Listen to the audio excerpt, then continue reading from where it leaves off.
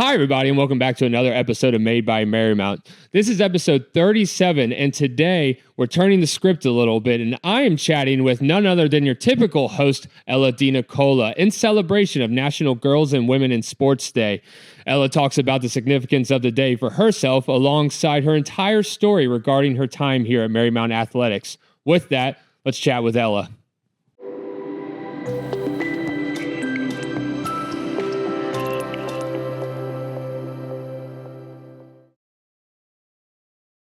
Hi, everybody, and welcome back to another episode of Made by Marymount. I am not your typical host, Ella DeNicola. My name is Jacob Brown, and today, for National Girls and Women's in Sports Day, we decided to flip the script a little bit, and I will be personally interviewing none other than Ella DeNicola. Ella, how are we doing? I am good, Jacob. I've been waiting for this moment for a long time, to have the roles reversed here. I'm excited. I think we're going to have a lot of fun today. I agree. I'm typically the one behind the camera. Doing all the work behind the scenes and everything. So it's kind of fun getting to change it up a little bit. I got into communications to do things like this, talk to people and everything. So it's kind of fun to change it up a little bit for the both of us. So we're going to start it out just how you always tend to start it out with all of your guests, and give me a little bit of insight on your journey here to Marymount and your time overall as you're going into your AEC championship meet coming up. Not to, put that on you right away. Yeah, we're only 10 days out. 10 days out. My journey to Marymount, I did not commit to Marymount until February of my senior year. So I was a lot later than what people typically do. But again, I made the right choice, and better late than never, I guess they say. However, I started here as a freshman, and we were a very different team than we are right now. And I think it's kind of crazy. I talked to a lot of the alumni, actually, and the way that we have grown as a team is insane. To think about my freshman year, we are just 110% different. And I wouldn't trade it for the world. We have obviously grown and become better from that. However, little Ella, freshman year, she was quiet. She was not the same person she is today. Oh my gosh. I look back on my freshman year a lot, and I have grown as a person so much. And to think about where I am now is crazy. So I swam freshman year, swam in all my meets like normal. However, my freshman year, I battled a little bit of an injury. I had some shoulder problems, and I swam breaststroke for the primarily the part of the regular season. And then I had to sit down with A.T. Holly, who was here at the time, and Chris, and we kind of decided, hey, we can't do breaststroke. It's going to kind of mess up my shoulder too much. I had to switch to backstroke, which was crazy because I had trained breaststroke the entire year, and then probably a month before conference, I had to switch to swim backstroke. For those of you that don't know, they are very different strokes. I was on my back for one, and then on my stomach for one, and there are two very different strokes. You have a long axis stroke, a short axis stroke. So to have that switch up and have trained breaststroke, that whole year was really crazy. Did have a very successful conference meet that year. Won my first medal. I won it in a relay with a couple of other girls. I was the anchor in that relay. I will quite literally never forget that. I was up on the block, getting ready to start. My hands were shaking. I was so nervous. It was for the 400 free relay, and I had Delaney Carey standing next to me, who is one of my best friends. But she was still so intimidating to me at the time. I was still a little freshman. I was this girl is so fast. And I remember her telling me, just do not false start. Your one job is to not false start. I didn't. So that was a plus. Sophomore year, though, I swam backstroke that whole year and had a lot of fun. I won my first individual medal that year and got really close to my team. That was when I found that, that's when I found all of my closest friends. Junior year, obviously, that conference meet goes down in history for us. Winning the conference championship with only 12 girls is something I quite literally will never forget. I'll never forget that last relay, us knowing going into it that I wasn't in that relay, but knowing that those girls, all they had to do was have safe starts, and they had to finish in the top 3, which we knew we could do. And I remember, they finished, and we were like, oh my gosh, we just won, back-to-back championships. So that was a lot of fun. And this year I've just been feeling all the feels, you know what I mean? It's the last one. So obviously, it's a very, very long season that I have. I've been swimming since the first day of class back in, August, I think. And we are still going now. We have about 10 more days until we leave or for our first day of AECs. So to think that it's now all coming to an end is crazy. In the moment, it feels so long, but looking back on it, I'm like, yesterday was quite literally the first day of captain's practice. What do you mean? I have like my last like race of my career right around the corner.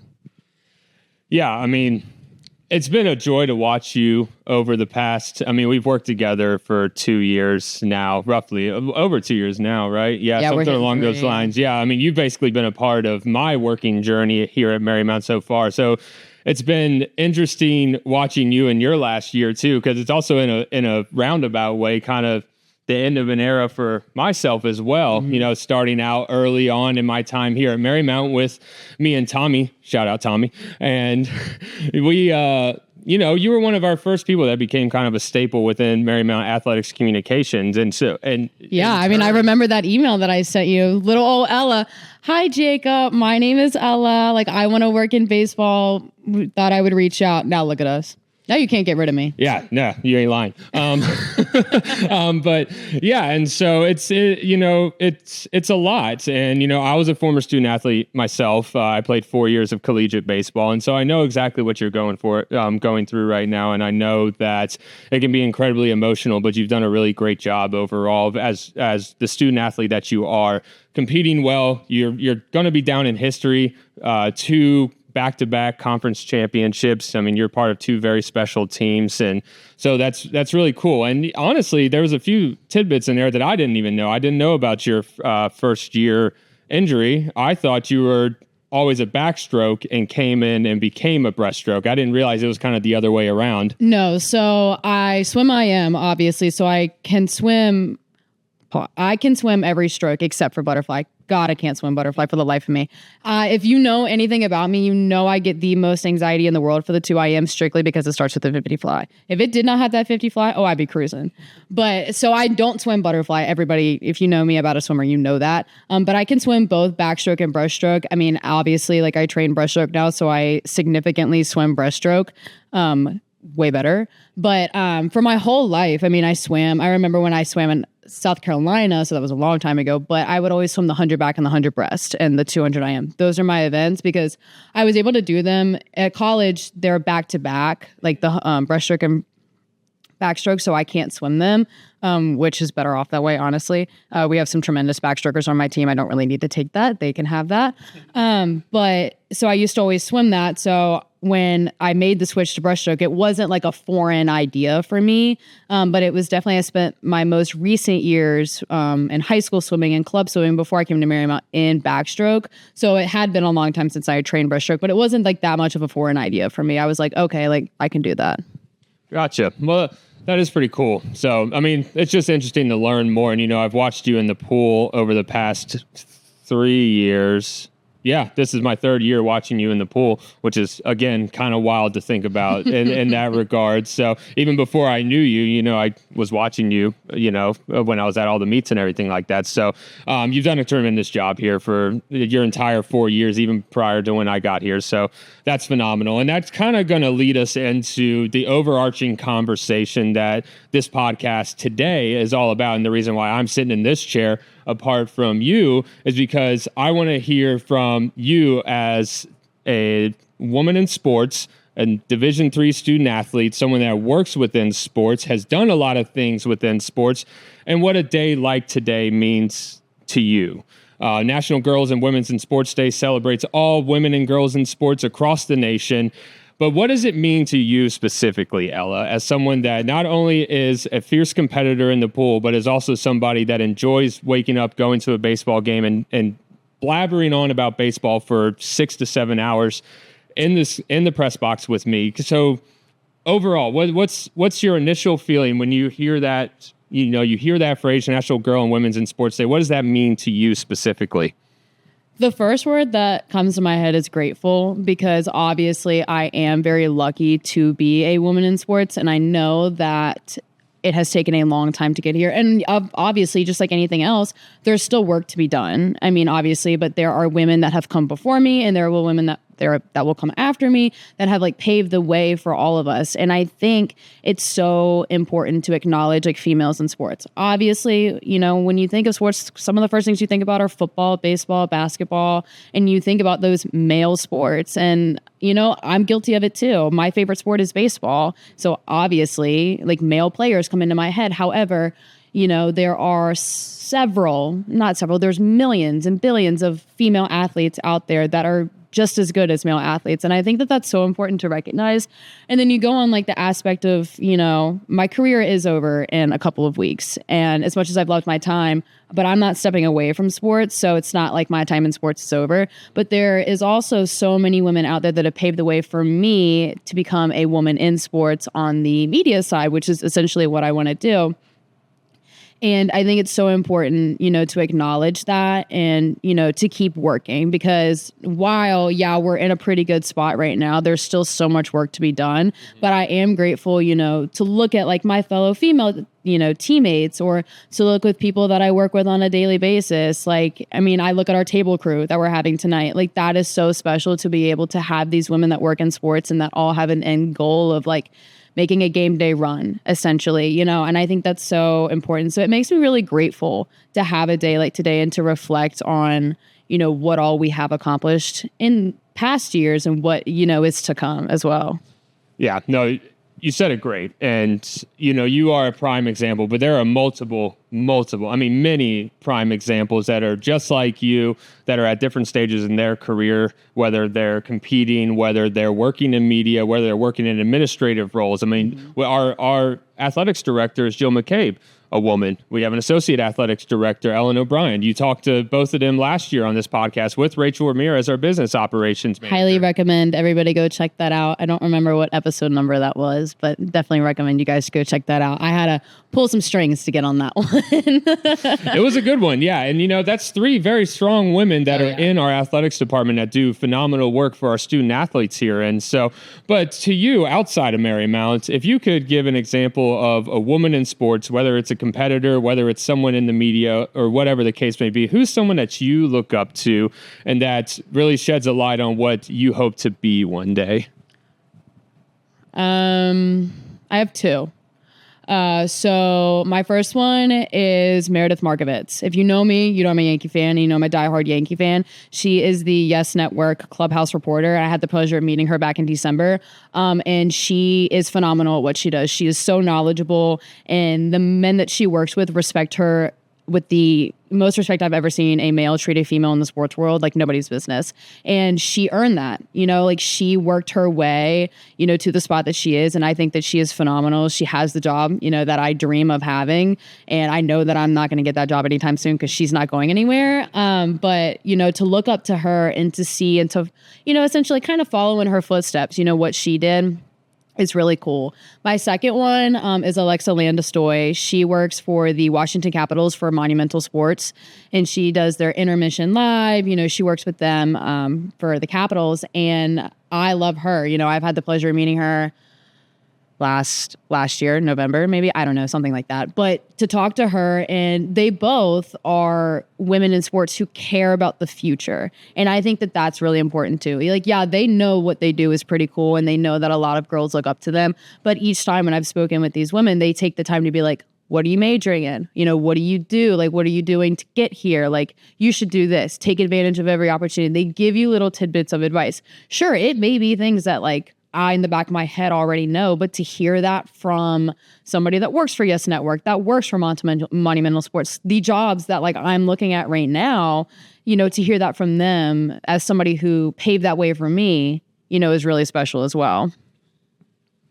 That's awesome because I know what your talent is and what you really want to do when you grow up, as you say, as you're sitting here 22 years old, you know, I guess I still have some growing to do. We all do. I mean, I'm 30 years old and I feel like I still have a ton of growing to do, but yeah, no, I mean, it's good to look up to people like that. And days like today give a good, time to really look in and look inward on who you are looking up to. So I'm glad you have people like that you look up to. And so, but I'm glad you brought it up because you said December. And so I wanted you to hit on, because you did something pretty darn cool this past winter. You went to the winter meetings, the MLB winter meetings down in Texas, and got to really live that experience. And you got to be there when a lot of kind of crazy stuff happened. And I want to give you a platform for a second to kind of give a little bit of insight on that trip and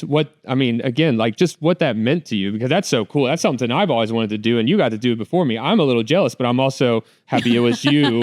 I'm okay with you doing that before me. Yeah. So back in December, first week of December, actually literally finals week. So shout out to my professors that helped me out that week. My dad and I took a trip to Dallas, Texas, and we went to the MLB winter meeting. So while I was there, I attended a conference with Sports Management Worldwide, and I got to learn and hear from a bunch of different speakers on different topics. AI in baseball. I got to hear about coaching, recruiting, scouting. I mean, not recruiting, media. So I got to hear about a lot of things, but selfishly, my favorite part was attending the winter meeting. So I stayed. Well, the conference was held in the Sheraton Hotel right here, and right across the way was Hilton Annandale, which is where all the magic was happening. So I remember flying in. I said to my dad, I was like, all right, let's go to the Hilton. My dad's like, all right, like, can we have like 5 seconds, please? Like, can we go eat? I'm like, fine, whatever. All I want to do is just go in this building. Like, nobody is even here yet, mind you. Like, nobody has arrived in like Dallas. Like, I guess like we're here early because of the conference, but I'm like, let's go. I think nobody's here yet. So but eventually, so I went through the conference, and my dad while I was in my conference, had gone into the Hilton before me. So he saw all of this quite literally before me, and he's like sending me pictures, and I'm like sitting in the conference. I'm like, all right, like, I'm like mad at this point. I'm like, I want to go over there. I want to go over there. Shout out, Mike. Yeah, shout out to my dad. You made that. My parents made that trip possible. So obviously, shout out mom and dad. Couldn't have done it without you guys. But yeah, so my dad's like over there, and he's like sending me a picture of Meredith Markovitz like setting up the Yes Network booth. I'm like, oh my God. I'm like freaking out. I'm like, she is like less than 0.5 miles from me, and I need to get over there. So I finish at the conference, and I go over there, and we're walking around, and I see so she's sitting there with Jack Curry, and there was another individual I don't remember with, but they're interviewing Brian Cashman, who is the general manager of the Yankees, and which was really cool because I got to sit there and I got to see that happen. And at that time, the Juan Soto trade had just happened. It happened the Friday night before, which is like the biggest trade in baseball, that biggest deal in baseball history. And to watch them kind of break that down was crazy. And I remember standing there, and everybody's getting up, and I see Brian Cashman. He's probably sitting he's standing like this far from us. I'm like, oh my God. Like, this is America's most hated and loved man. Like, it depends on who you talk to. I'm like, oh my God. He gives me like a fist bump. I'm like, true. And then Meredith like walks over, and I like make direct eye contact with her. My dad's like, go up to her. I'm like, what do I say? He's like, say hi. Like, he's like, talk to her. So I went up and I talked to her, and that's when we had the conversation, and, she asked me about what I was doing and my major and the whole nine. And she was just phenomenal to talk to. Like, I remember walking away, I was like, I'm going to cry. I didn't. But so, yeah, I mean, that experience in itself was super cool. I remember being there when the Juan Soto trade happened and watching like a flock of people be at SNY, which is where like the Mets do their streaming. And I remember just like seeing all that. Rob Manfred was in the same building as me. You have all these like famous like people just in the same building as you. Little old Ella, I was 21 at the time. I'm like, whoa, this is what my life may look like in a couple of years, fingers crossed. But, so that, like you said, to have that experience that people dream of at my age was absolutely phenomenal. And I loved it. I remember coming home and reflecting on that trip a lot. Because obviously, like, that was a dream come true for me to meet my idol, see like some of like my favorite Yankee people. Like I'm a Brian Cashman lover. Sorry, people are gonna hate that. I think he's pretty decent at what he does. So, to see him, like, that was pretty cool. And to see like a lot of people, like the Athletic was there, MLB Network, to see John Heyman and probably like he's from here to that camera, like, that was just crazy. These are these people I've looked up to since I was in 6th grade when I decided, oh, I want to work for the Yankees. And now look at me, I'm graduating college and I still have the same dream. So yeah, I mean, fun fact, I always wanted to work in baseball, but you're doing more than I ever did. And so that shows some really strong work ethic on your part. And yeah, honestly, I remember when Juan Soto signed with the Mets, and obviously being a Nationals fan, that was heartbreaking to me. But I remember thinking like, oh, she's there. That's kind of cool. Like she can kind of see the scuttle of all of that going on. So that's phenomenal. I mean, I'm glad that you were able to experience that, and you have a lot of people in your corner, and that's always really helpful to get you to those sort of things. So, so would the Juan Soto signing, would that be your favorite memory, or talking to your hero, would that be your favorite memory? If Juan Soto would have signed with the Yankees, it probably would have been my favorite memory, but he signed with the Mets, so I have ill feelings about that one. I mean, it was really cool though to be in the area, like be surrounded about people that were freaking out about the same thing that I am. It's the biggest deal in sports history, at that point. So it's like, oh my gosh, like what's going on? But I mean, meeting Meredith was crazy. I have dreamed of this for as long as I can remember. I could go on my phone and show you the DMs I've sent to her. And LinkedIn messages have been like, hi, I'm at Camden Yards. I'm at Nats Park. I'm at Yankee Stadium. I would love the chance to talk to you for 5 minutes if given the opportunity. I mean, I've tried. She's a busy woman. I get it. She's not ignoring me. She's just busy. But to finally get to talk to her, even if it was for a minute, that was just that was huge for me. And it was almost like a confidence boost for her to be like, you're doing the right thing. Yeah. The person that I want to be told me that I was doing the right thing. I mean, you can ask for anything more from that? Yeah. Yeah. No doubt. That's so cool. I mean, I'm sitting here just thinking how cool that must have been to see all that. I mean, that's a historic place to be at during that time. Like you said, one of the biggest deals, or the biggest deal in MLB history and sports history, American sports history, and $765 million. Yeah, Marymount. But yeah, it's just I mean, I'm jealous, but I also am very happy that you were able to experience that, and that just goes to show that you are doing the right thing. You're getting out there, you're working your butt off to network and everything like that. So, but we'll try. I have my business cards if anybody wants one. Please let me know. I have, I think 100 of them, and I'm happy to hand them out if anybody wants my business card.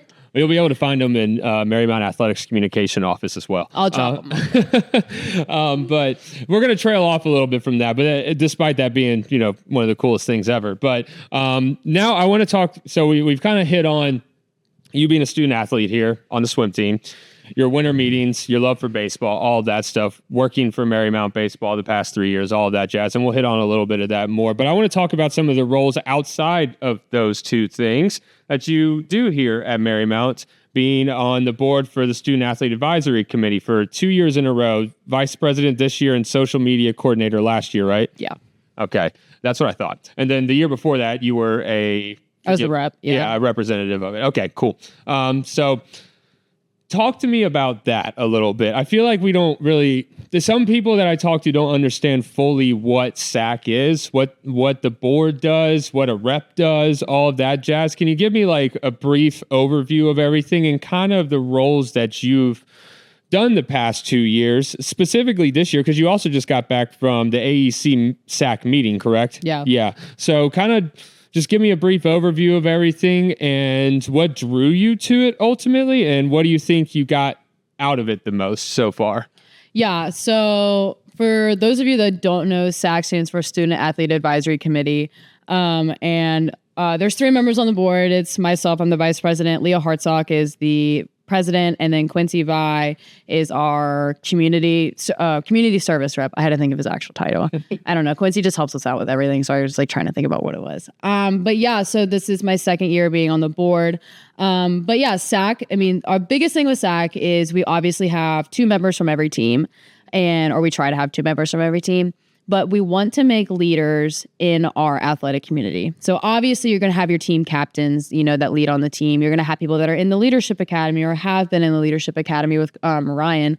But, there's some other leaders on your team that, may not be in those 2 categories, and maybe they're a SAC rep. So SAC is to give a voice for our student athletes and better, the student athlete, campus vibe kind of thing, their experience. That's the word I was looking for. I'm vibe. I couldn't think of the word experience. But yeah, so that's kind of our goal for SAC. So we've done a couple of things over the last few years. Our famous Marymount feud. That's a big hit. We've done things like social media things. Like I did the Almost Fridays last year, which were a really big hit. A lot of people like those. People have been asking me about them this year. Maybe I need to bring them back. I don't know. Maybe I'll bring them back. You guys got to show me some love on Almost Fridays. But anyways, done a lot of things. We've done a little bit of, word on the street interviews where I go up and I'll ask somebody random Marymount trivia.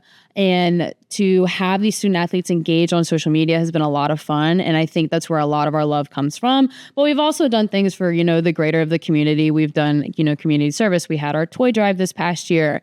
Or past December. Just recently, our most recent one that we did was Ryan actually did the polar plunge at Mosaic for Special Olympics. Highly encourage checking out that video. It's quite funny. It does a nice little belly flop. So shout out Ryan for that one. And then one of my favorite things that we did this past year was we brought back our canned food drive, where each team had a box upstairs in the coaches' offices, and you got to fill it up. And we raised over 2,000 cans, as an athletic community, which was crazy. It was super competitive before, and we didn't bring it back, and then we brought it back this year, and it was a huge hit. And I can't wait, to see what comes out of this, because I know it's coming back next year, and I know some teams are going to be looking for some revenge. Women swimming. But with that, it's been a lot of fun. So kind of what drew me to SAC, though, when I was first a freshman, I kind of saw like what my teammates did on SAC. And when I was in high school, I was in student council. And so I was like, well, this is right up my alley. This is something I love. I love to be involved in everything I can. If I can put my hands in like every single club at Marymount, I probably would, but then I would probably have no time to be an actual student. And that's not really that good. So I took SAC because it, involved sports, which is something that I love. So it gave me that outlet. So when when Chris reached out to me, he was like, would you like to be a rep? I was like, heck yeah. Like I'd love that. So I was a rep, and then loved that, did as much as I could as a rep. But I remember I was literally in the Capital One press box my sophomore year, and I was on the cusp of like applying for the board. And I remember Sydney Sands was president that year, and I was friends with Sydney, and she was like, are you gonna apply? I was like, I don't know, like I think I'm gonna lose. I was like, because it was voting at that time, and I was like, I don't really want to lose. And I remember Ryan was up in the press box with us. This is when we had a whole crew in the press box, and he was like, Ella, why haven't you applied for the SAC board? And I was like, I don't know, I'm scared I'm gonna lose. He was like, can you apply? And I was like, sure. So I applied, and I tied with Anna Scholes, which is one of my favorite people in the entire world. And we were both the social media coordinator last year. And so this year, Aaliyah and I both knew that we wanted to continue to be on the board. She was the vice president last year, so obviously she'd bump up in that president position. And since I was the only one returning, I was like, well, vice president and president moment. Let's go, girl. So, and then I think we had to do some convincing for Quincy, but he's been great on the board. We kind of were like, Quincy, the spot's opening up. In the last couple of years, we have baseball players on the board. So we were like, you can't ruin that streak. Yeah. And that was probably what did it. But a little bit about what our reps do, to touch on that. Our reps are kind of like the people that make it happen. Now, granted, like the board goes to the meetings, and we kind of like do all like maybe the behind the scenes work, reserving rooms, planning budgets, ordering things. But the reps, are what make it happen. They are the ones that have to show up to these events, encourage their teammates, So yeah, granted, like we put together a Marymount feud, but we can put it together. But if nobody shows up, then what's it all worth? Our reps did a great job last year in communicating with their teams and, sending out the survey to get the information for Marymount feud. And we had like, I don't know, 6 teams show up, which is great for the first time we had ever, done it. Yeah. People were probably like, what is this? And they're like, I'm over here like, hi, my name's Steve Harvey. And it's like me. I'm like, all right. They're like, what is going on? But that was a great event. So like that, like we put a little bit of stuff together, but couldn't have been possible without the reps. Yeah, no, that's awesome. Yeah, we didn't have SAC when I was in college, and that's kind of a newer thing, and it's something that's really special and something that I think is incredibly important to give a lot of autonomy for student athletes.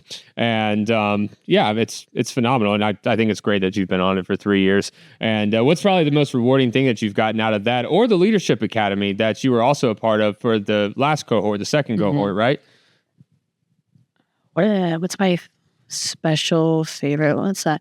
Well, my favorite thing that I think I've done in both is last year in the Leadership Academy, we went to Quantico and we did the Marine Corps training there. That was so fun. I remember being like anxious. I was like, going to the military? Hold on a second. I don't know if I'm built for that. But that was a lot of fun and I really loved that. I will never forget my teammate. I was on the same team as Alex Hayne. And I remember Alex like jumping and we nobody should have been jumping, but he like did like a super big jump and he fell. And I remember just having blood like down his leg and he was like, I'm fine. I was like, all right. I'm like nervous the whole time. I'm like, oh my God, he's going to be hurt. It's going to be my fault. Chris is going to be like, what did you do? I'm like, he got injured at Quantico at the Marine Corps base. I'm like, that's a story. He ended up being fine. But yeah, I mean, that was a lot of fun. I mean, being on a team there I was with Alex, but I mean, Alex is on the men's team, so it was a little bit different. And being with men's basketball, women's basketball, who else is in my group? I think men's volleyball was on there. Like we all kind of like men's soccer, and we just kind of had to figure it out together. Yeah. And like these are people that I don't talk to on a normal basis, but like you're doing obstacle courses together. I'm having to put my trust in Marcus Beckett at that moment, and that was a bit of a scary time. That's awesome. Oh, that's great. Yeah, I mean, I don't know how you guys did it. I have trouble swimming my 1,000 yards in the pool on mornings. So, and I know I'm saying that to a swimmer that can do that probably at the blink of an eye. Sometimes. But sometimes. Yeah. And so it's really cool. And Ryan's done a really great job kind of putting all of that together. So, I mean, that's just phenomenal. So, as we kind of trail off here, I kind of want to come full circle and get back to that National Girl and Women's in Sports Day. You know, we talked about it at the beginning of the episode a little bit. So when we've talked about your journey within Marymount Athletics and everything that you've done over the course of your 4 years here. As time continues to go on, what advice do you think that you would personally have for a young woman coming into adulthood, late teens, early 20s, that is trying to get into sports, maybe in more of a working capacity? Because you've been working in sports for 3 years now. You've gone to a bunch of forums and everything like that. What's some advice that you would give to young women that are maybe looking to do exactly what you're doing or just work in sports in general? My biggest thing right now that I'm like facing is don't let, oh my gosh, this is so cliche. Like, don't let the fear of striking out stop you from playing the game. And I know that's like basic to say, like, oh, like she wants to work in baseball, yada, yada, yada. But like literally, I mean, right now, I think a good example is I am applying for jobs and there are some people that I am not hearing back from. There are some people that are telling me no, and I can't let that stop me. And it goes the same, with like applying, to work for you. Like somebody may email you and it may get lost in an email, but that doesn't mean that they can't try again. It goes to the same. Like if you're at a D1 school, like you may never get to work with that baseball team, but hey, maybe you can work with their tennis team. Maybe you can work with their golf team, but you have to take every opportunity that you can. So just because you strike out at the first opportunity isn't the automatic like failure. And I've had a hard time like learning that. When I got my first no in job applications, like recently, I was like, well, I am never making it. My mom's like, it's okay. Like you're going to get a lot of no's. And as scary as that is, like it's the truth. And unfortunately, the truth sucks sometimes. So, I mean, my biggest thing is to like, don't let no stop you. You know what I mean? Like I wish that I would have known that. And I think like maybe I would have reached out my freshman year or like earlier on in my sophomore year, for working for you and Tommy, but I didn't because I was scared of no, because I was like, oh, like, what is there to me? There's a lot to me. And I think the last 3 years have shown me that, if anything, that I am capable of so much. And I am very talented at what I do. And I try to have like pride in that, but try to keep myself humble. I know I am very lucky to have the opportunities I do. And I know not a lot of people do, but I also have to remember that like, just because, I'm having success now doesn't mean I'm not going to have it later on. You know what I mean? I think that like I fight that battle a lot. like applying for jobs. Like that's my biggest thing right now. And I think that's like the scariest part for anybody. Yeah. Like it is such a daunting topic. You're like, and that goes, for anybody in the, like at Marymount, like all of us seniors, we're all like relatively in the same boat, whether you're applying for grad school, you're applying for jobs, you're applying, for God knows what, like you're all applying, and you can't be afraid of a no. You can't let no stop you. Yeah. And I think that's like the biggest advice I have. Other than that, like be a girl boss. I don't know. No, I think the second one too. Yeah, for sure.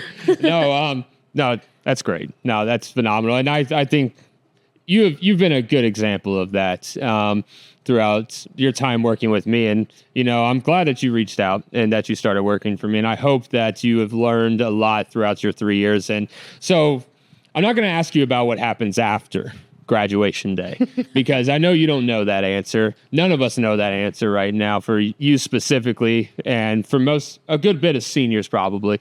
But I want to ask you, for my last question to you, what are you excited most about up until graduation day? So everything from here until the day that you walk across the stage, what are you most excited about to live through? Well, there's like a bunch. Okay, well, sound them off. Obviously, I have 10 days until my last swim meet at the Atlantic East Conference Championship, so I cannot wait for that. That's going to just be so much fun. To live through that and to experience that for one last time is going to be so fun. And, I have had like a really good year this year. Selfishly, I can say that. So I'm excited. I'm very excited for that. Obviously, I'm excited for basketball playoffs. That's always a lot of fun. I love working with our men's and women's basketball program. They're funny and they're unique and they're cool and they're special in their own different ways. And I love that. So I'm excited to see, kind of how they finish off, because they finish not long after we do. Mm-hmm. And they've been in that run of the season with us. So I understand and we get each other. We have that like mutual like respect, like keep going. You got it. Yeah. So I'm super excited, to see where they go. Obviously, I'm excited to be at Capital One Park for Marymount baseball. That holds a special place in my heart. COP, I love it there. And I love working with the baseball program. I have some of my fondest memories working under you are obviously there. Mm-hmm. And Nats Youth. No, more at Capital One. Yeah, Nats Youth. Yeah. More at Capital One Park. Cold out there. And then obviously, to spend the last time with some of my closest friends. I mean, it's not guaranteed that we're all going to be in the same area, ever again. So to kind of experience, that feeling. I mean, I live with a whole bunch of new girls right now. So to, finish out the year with them, like Sam, Sheila, like to live in near capacity to them for like maybe what could be the last time. I mean, I don't know. Mm-hmm. But just to have like everybody close, for 4 months, just, for sure, like nobody's leaving right now. So they're stuck with me for 4 more months, to kind of encourage that moment and like encourage, like the time that we spend together is just so special. So I'm excited. I'm definitely excited for that. Yeah. Well, I think that's a great point to kind of trail completely off now. I know it's been a lot of talking for the both of us. I know they put you and I on a podcast. I feel like I have to kind of cut us off now, but ultimately at the end of the day, what I wanted this episode to be was a pure reflection on you as a prime example of what it means to be a collegiate Division III student athlete, an NCAA student athlete, not even just Division III, but as someone that not only succeeds inside of their competition space, but also goes out and is service-oriented, and somebody that spent through almost all 4 years of their time in college also thinking about the next chapter after college. Not everybody can say that. I can't even say that. I spent 3 years of my college thinking I was going to play baseball forever, even though I only threw 82 from the right side. Like, I don't know why I thought that. but at the end of the day, I wanted to give you a platform to talk about yourself for once instead of asking other people about them. So Ella, I want to thank you for coming on to this podcast with me. Thank you for being on the episode of Made by Marymount on National Girls and Women's in Sports Day. And please tune in tonight to our all-female production of men's basketball against Mary Washington. And I'll let you leave it off with whatever you want to say, Ella. Yeah, if you're not sick of my voice, you can tune in tonight for men's basketball. I will be back commentating. If you know anything about me, I haven't really been on the mic too much this year. I've been more on the PA side of things. So for those of you at home, you get to experience me at least one more time for basketball this year. But my last thing that I do want to say is I want to thank Jacob, and I want to thank Marymount Athletics, and I want to thank my coach Chris, my assistant coach Emily, and Jake. I mean, you guys have made this experience once in a lifetime for me. And I would not trade my 4 years for anything. You guys gave me a platform and you guys believed in me when I didn't believe in myself. And I think that that's inspiring enough for me to keep going for at least for a couple more years in this field. I don't see myself stopping anytime soon, but I just want to thank everybody again. Thank you, Jacob. You know, you've given me a space to be creative in that sense. I mean, this podcast has been everything to me the last 2 years. So to have this space has been very special. To girls watching, do not give up. It is possible. I know it seems hard, but don't give up. Thank you.